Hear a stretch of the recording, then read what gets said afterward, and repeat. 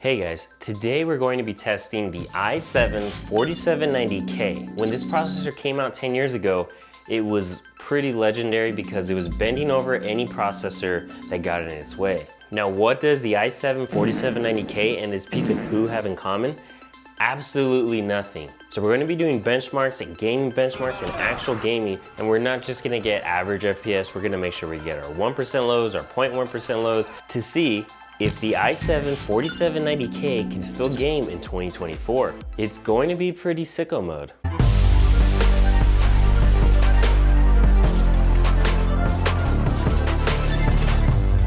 So before we get started, please like and subscribe. It really helps me out. If you have any questions, please leave it in the comments below. And every video I post will be more sicko mode than the last. All right, let's get to it. So to get started, I'm gonna give you some background on this processor. 4790K's turbo speed is 4.4 gigahertz. However, I have it overclocked to 4.7 gigahertz. Oh my god. 4 cores, 8 threads. Back in 2014 when this processor was released, 4 cores and 8 threads was more than enough for any game at the time. 8 megabytes of cache, which is nothing, especially if you compare it to AMD processors that have AMD's 3D V-cache technology. Only supports DDR3, uses the LGA 1150 socket type, and had an MSRP of $339. The new i7-14700K is priced over $400. And like I said, this processor was released back in 2014. So this was before AMD released their Ryzen processors. All AMD had was their quickly aging Bulldozer architecture CPUs. And it literally says on the first page of Google, most AMD Bulldozer based CPUs are not very good for gaming.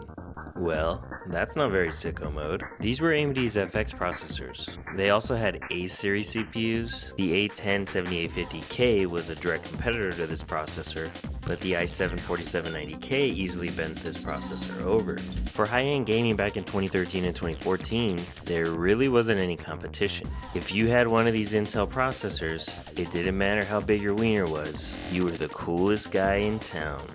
Now AMD did have some good processors, but it was more budget-friendly processors that were popular. Now going back to the 4790K, this processor is approaching 10 years old, which means it's still a minor. Right to jail, right away. But in CPU years, that's like 100 years old. So if you're caught with this processor, you have nothing to worry about. Now realistically, you're not going to go out and try to build a new PC with this processor.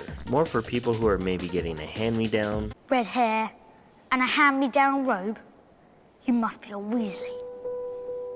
maybe you've had it and it's been in storage and you forgot about it and you just stumble across it. And this is me stumbling across it. It didn't feel too good, but I was pleasantly surprised when I found out that it was an i7-4790K that I sat on. But regardless of how you get it, let's see how it performs in 2024. But right before we do that, let's talk about the build that I have it in. Obviously we're using the i7-4790K overclocked to 4.7 GHz. I'm using the ultra durable gigabyte GA-Z97X-UD3H-BK Black Edition motherboard. That was a mouthful. Back in the day, a motherboard like this kissed a lot of ass.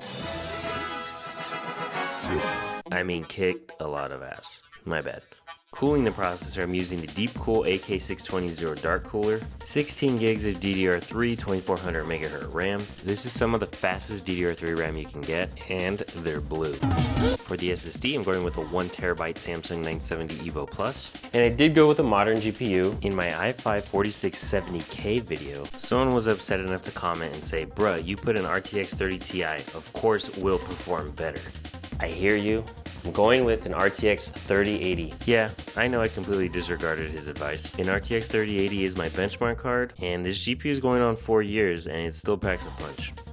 850 watt power supply, and it's all inside of the nzxt 510i case. Moving on, the first benchmark I ran was the Cinebench test. In the multi-core test, the i7-4790K scored about 4,877. I did put some more modern CPUs, like the i5-13600K and the i3-12100F, just to get a reference on how it stacks up to modern CPUs. In the single core test, it scored about 1,054, which is actually not that far off from a Ryzen 7 2700X, which is much newer. So hopefully this means it's gonna do okay while we game.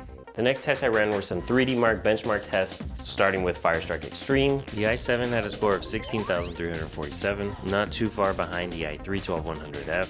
And during the Time Spy benchmark, which I would say is a little more CPU dependent, it was on par with an i3-9350KF that was overclocked to 5 GHz and nearly 5 years newer. Now moving on to gaming, the first game I ran was Shadow of the Tomb Raider. So 1080p ultra settings, and my average FPS was pretty healthy, over 100 FPS.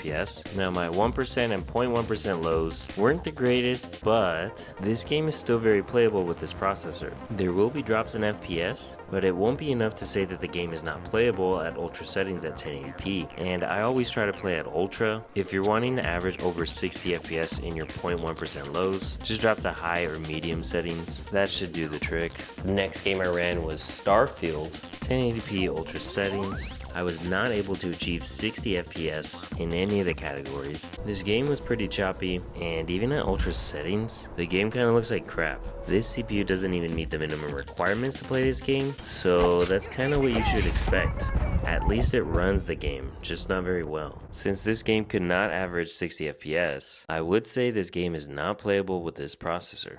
Then I ran Cyberpunk. Once again, 1080p ultra settings. Ray tracing is off. 75, 51, and 43. Not too bad for Cyberpunk. During the benchmark, everything looked fine, nothing out of the ordinary. During gameplay, your FPS will drop to the 40s, so not the greatest experience. Like I said before, I like to play at ultra settings. If you drop down to medium or low settings, your 0.1 and 1% lows should be better. With this processor, the game is still very playable.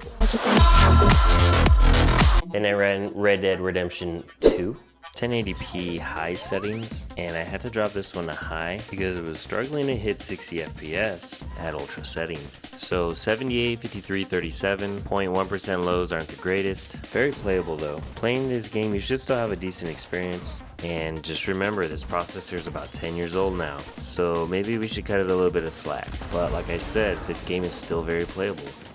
And the final game I ran was GTA 5. 1080p high settings. Now this processor easily meets the minimum requirements as well as the recommended requirements.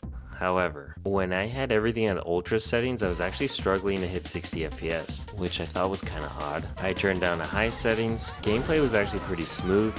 There wasn't really anything to complain about once I turned it down to high settings.